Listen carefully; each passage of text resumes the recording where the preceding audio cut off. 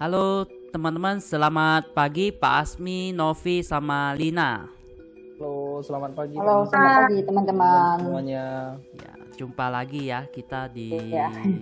pertemuan kali ini. Baik, kali ini kita akan angkat sebuah topik yang sangat menarik juga. Siapa saja yang tidak membutuhkan asuransi? Ya, saya mau tanya ke Novi dulu. Ya, kira-kira siapa saja yang tidak membutuhkan asuransi, Novi? Orang boleh tidak memiliki asuransi dengan syarat pertama, ada biaya kesehatan gratis. Kedua, ada biaya pendidikan gratis. Ketiga, biaya hidup ada yang biayai pada saat terjadi kondisi kritis atau ketidakmampuan. Keempat, pensiun tidak perlu mengenai dana pensiun. Berikut saya mau tanya ke Lina. Kira-kira siapa saja yang butuh asuransi? Baik, Pak, teman-teman. Nah, siapa sih yang kira-kira butuh asuransi? Itu yang pertama adalah jika ada orang yang bergantungan hidup pada penghasilannya. Nah, maka contoh sebagai pencari nafkah. Maka keluarganya itu kan bergantungan hidup pada pencari nafkah itu. Nah, pencari nafkah itu harus punya asuransi. Yang kedua, supaya keluarganya itu tidak terlantar ya. Biaya hidup bisa tetap berjalan walaupun pencari nafkah sudah tiada. Nah, yang kedua, yang butuh asuransi adalah, bagi mereka-mereka nih, bagi saudara-saudara, keluarga-keluarga yang ingin melindungi aset-aset. Karena aset-aset kan pastinya sebagian besar orang kumpulin dengan jerih payah ya, keringat ya, bukan sekedar langsung dari 100% saya yakin tidak semuanya langsung pleng bangun langsung ada aset banyak rumah banyak mobil, tidak. Itu pasti dari hasil jerih payah kerja keras ya, bekerja untuk kumpulin uang, dan pun mungkin mau pakai uangnya pun kumpulin aja deh, saya mau beli rumah, mau beli mobil. Nah, itu hasil jerih payah. Nah, biasanya ada dua penyebab yang menyebabkan seseorang itu bisa bangkrut dengan sangat cepat. Nah, contohnya yaitu dengan berjudi dan sakit kritis. Nah, seperti yang kita tahu teman-teman, kalau seseorang udah sakit kritis, sebenarnya pada saat masuk rumah sakit, itu tidak bisa nego-nego. Pak dokter, saya hanya punya segini, saya bayarnya segini, boleh gak? Gak ada kata nego-nego ya kalau di rumah sakit.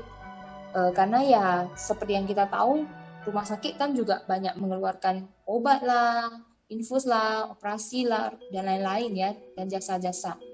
Nah, oleh karena itu, bagi yang dua orang tadi, yang kita sebut ada orang yang bergantungan hidup padanya, dan orang yang ingin melindungi aset-asetnya, silakan segera memiliki polis asuransi, sehingga bisa terjamin ya keluarganya yang tercinta. Begitu sih kira-kira Pak dan teman-teman. Mantap, luar biasa. Thank you Lina. Berikut saya mau tanya ke Pak Asmi lagi. Berarti jika seandainya seseorang memiliki asuransi, apakah sudah aman? Ya, ini menarik sih ya teman-teman ya. Karena banyak orang menganggap ya saya udah punya asuransi, ya udah intinya udah punya nih. Sebenarnya pemahaman seperti itu nggak salah. Tapi kalau menurut kita itu belum tentu aman. Kenapa belum tentu aman? Pastikan polis Bapak Ibu sesuai dulu dengan kebutuhan dan kondisi. Maksudnya gimana? Yang dimaksud kondisi itu seperti ini loh teman-teman. Yang namanya biaya kesehatan itu pasti ada yang namanya inflasi. Jangankan inflasi kesehatan, di kehidupan aja pasti ada inflasi. Sederhananya gini, dulu contoh, anggap deh ada beras yang sekilo 5.000.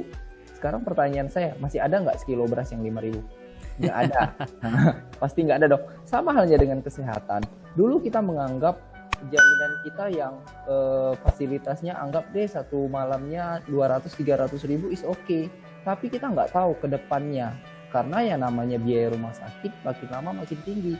Makanya dalam arti di sini, apakah saya sudah memiliki asuransi? Sudah aman. Oke, amannya sekarang, tapi ke depan nggak tahu. Makanya kita di sini merekomendasikan yang namanya polis asuransi itu per setiap tahun atau per 2 tahun sekali mohon direview dengan agennya.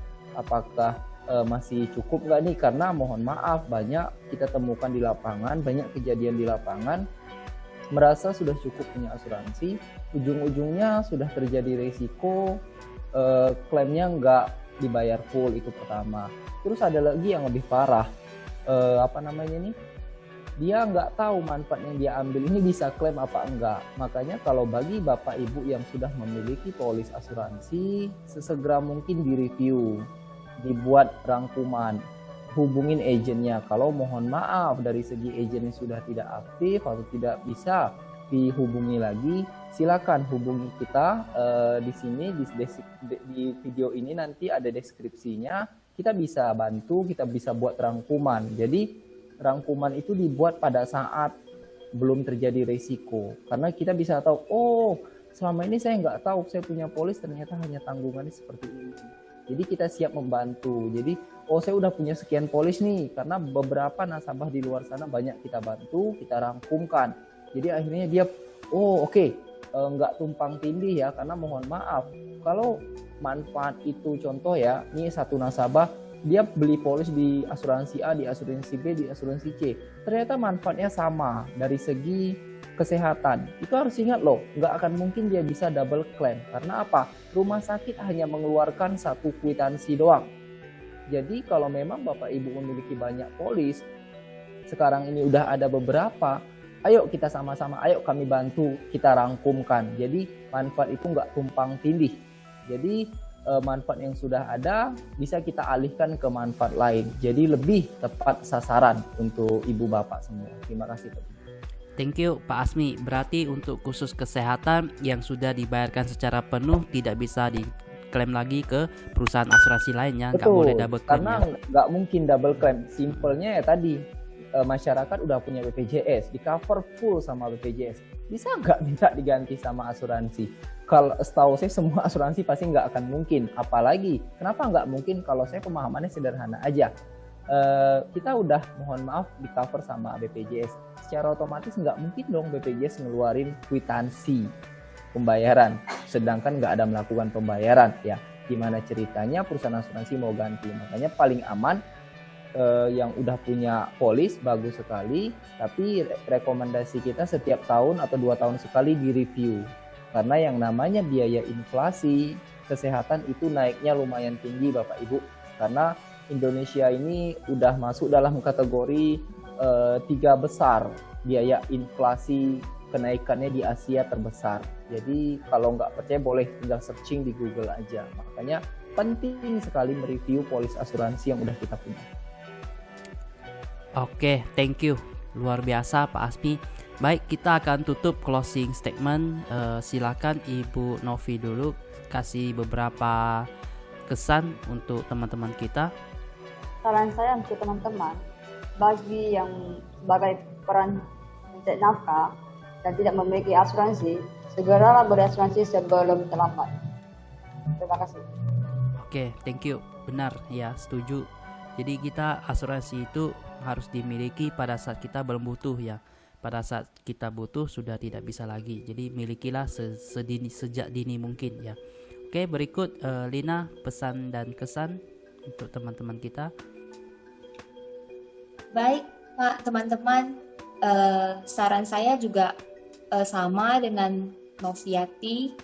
Nah, bagi tadi kita sudah sebutkan bagi teman-teman yang termasuk kategori orang yang perlu asuransi, ayo segera hubungi agen terdekat Anda untuk memiliki polis dengan segera. Nah, dengan angkanya berapa? Nah, carilah tenaga pemasar yang menurut Anda pelayanannya dan penjelasannya oke buat Anda, dan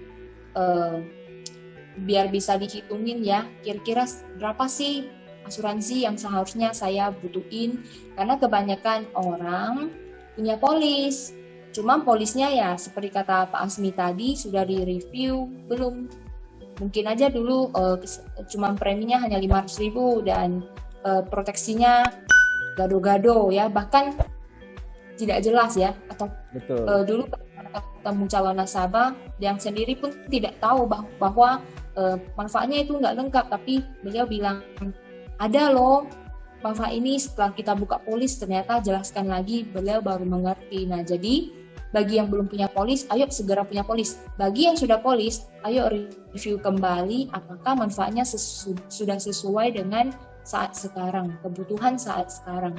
Itu sih saran dari saya untuk teman-teman. Terima kasih. Oke, thank you. Terakhir Pak Asmi. Oke ya, yang istilahnya sesuai tema kita hari ini, siapa sih yang tidak membutuhkan dan tidak membutuhkan asuransi? Simpelnya seperti ini Bapak Ibu teman-teman. Semua orang tidak butuh asuransi pada saat tidak terjadi risiko yang sudah dijelaskan tadi sama Bu Novi.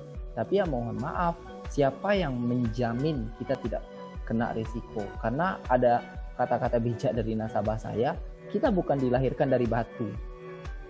Pasti ujung-ujungnya meninggal. Jadi nggak ada yang tahu kapan. Karena pemahaman sederhananya simple. Pada saat Anda tidak butuh asuransi, asuransi pasti cari Anda. Tapi harus ingat, pada saat kita butuh asuransi, mohon maaf, satu asuransi pun nggak akan mungkin menerima Anda. Karena mayoritas orang sudah butuh, pasti mengharapkan bisa klaim, bisa dipakai untuk berobat. Tapi ya satu hal lagi, perusahaan asuransi pun nggak mau rugi, apalagi kita sebagai pribadi mau nggak kita rugi, nggak akan mungkin. Makanya itu tadi Bapak Ibu teman-teman semua, belilah asuransi sebelum asuransi menolak Anda. Belilah asuransi sebelum asuransi menolak Anda. Belilah asuransi sebelum asuransi menolak Anda. Terima kasih Pak. Cukup pedas ya. Oke, terima kasih Pak Asmi, Lina, sama Novi. Kita sampai jumpa di minggu berikutnya ya. Terima kasih, thank you. Oke, terima kasih Pak Juni. Terima kasih. Terima kasih.